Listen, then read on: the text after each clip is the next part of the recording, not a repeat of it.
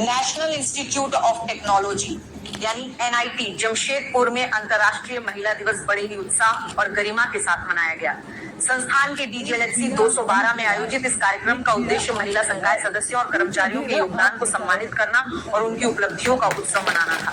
कार्यक्रम की मुख्य अतिथि कोल्हान विश्वविद्यालय की कुलपति प्रोफेसर डॉक्टर अंजिला गुप्ता थी। वहीं विशिष्ट अतिथियों के रूप में इंद्राणी सूत्रधार, दीपाली डोकानिया, पूर्वी घोष और डॉक्टर शेफ प्रिया गुप्ता की गरिमामयी उपस्थिति ने कार्यक्रम की शोभा बढ़ाई।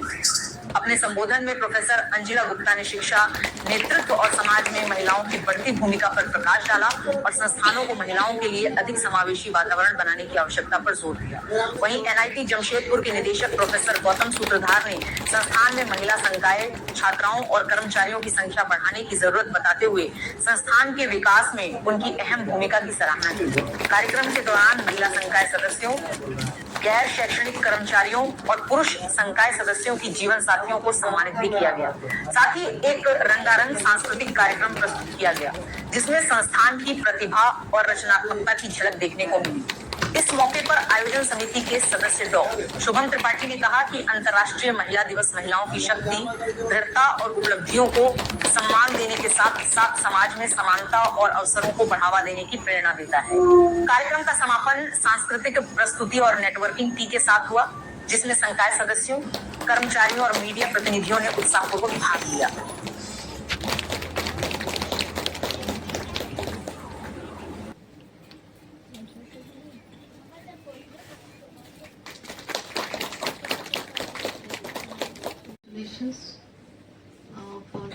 For this International Women's Day, especially to all my female colleagues present here.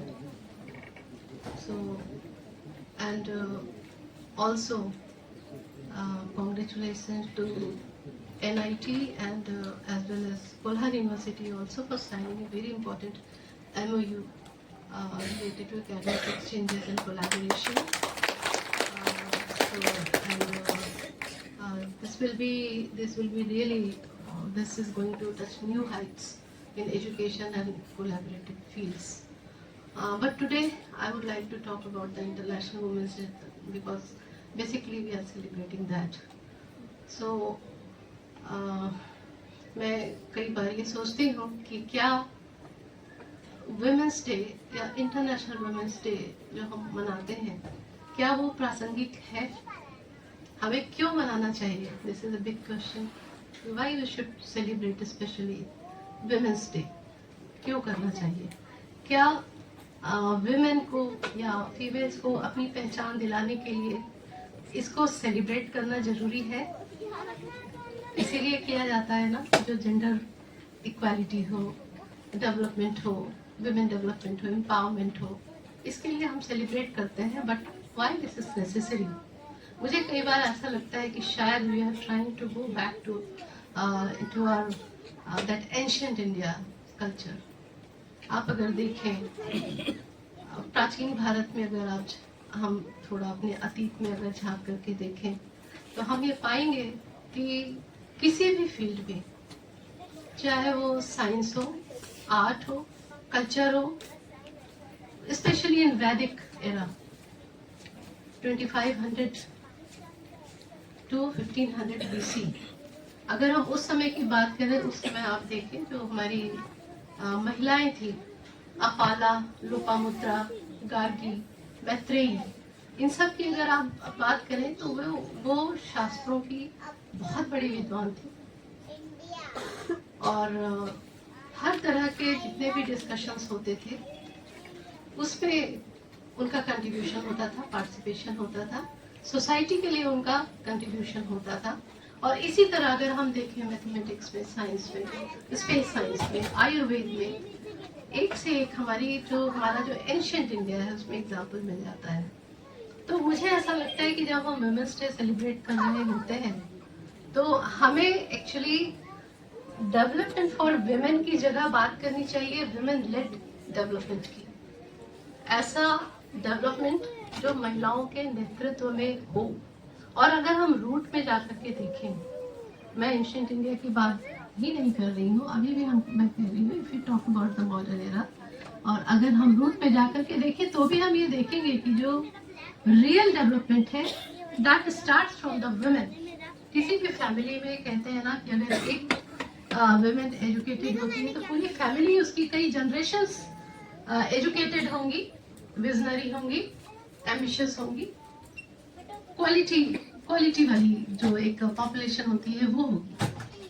तो वुमेन का रोल बहुत इम्पोर्टेंट है सोसाइटी में। और मुझे ये कहने में बहुत अगर बात करें तो यहाँ पर आप अभी देख रहे हैं कि हमारी जो प्रथम नागरिक है, फर्स्ट सिटीजन है, हमारी राष्ट्रपति श्रीमती द्रौपदी मुर्मू जी, वो 2 बार हमारे यहाँ पे हमारी कंट्री में 2 बार प्रेसिडेंट विमेन रही है। और ऐसा एग्जाम्पल शायद ही किसी और देश में आपको मिलेगा कि इस तरह की इतनी सीनियर पोजीशंस पर महिलाएं। आप कोई भी आप देखिए, आप स्पोर्ट्स ले लीजिए, एजुकेशन ले लीजिए, कारपोरेट्स ले लीजिए, या कोई भी फील्ड। आपने ये देखा होगा जब अभी जो हमारा ये है इसरो में आपने ये देखा होगा विमेन का पार्टिसिपेशन, उसमें काफी कुछ निकला था। जिस समय हमारा मून के ऊपर एक अभियान लॉन्च हुआ था तो उसमें काफी निकला था कि वहाँ की जो विमेन साइंटिस्ट हैं वो किस तरह की हैं, कितना कंट्रीब्यूशन है, क्या कंट्रीब्यूशन है। और इसमें कोई शक नहीं है कि हर फील्ड में, खास तौर से हमारी कंट्री में अगर हम देखें तो आज की डेट में शायद ही ऐसा कोई फील्ड हो जहाँ विमेन लीडरशिप ना हो।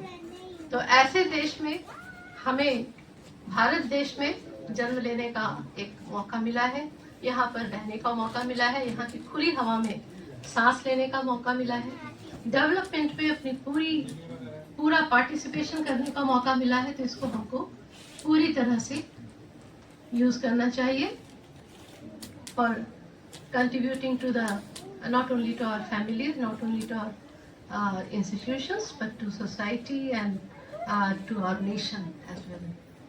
So मैं आप सभी को फिर से बहुत बहुत बधाई देती हूँ और इंटरनेशनल वुमेन्स डे की, कि हम इसको एक बहुत राइट स्पिरिट में लेके, क्योंकि इसकी जो इंटरनेशनल वुमेन्स डे 2026 है उसकी थीम है अधिकार, न्याय और कार्यवाही।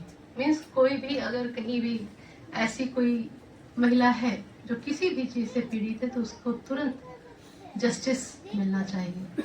तो हम इसी दृष्टिकोण को लेकर के आगे काम करें अपने रोल को, कि जो हमारा रोल बहुत अहम है राष्ट्र के लिए, सोसाइटी के लिए, उसको देख करके आगे चले। इसी विजन के साथ हम आगे बढ़ेंगे। इसी आशा के साथ मैं आप सभी को फिर से एक बार अपनी शुभकामनाएं प्रेषित करती हूँ।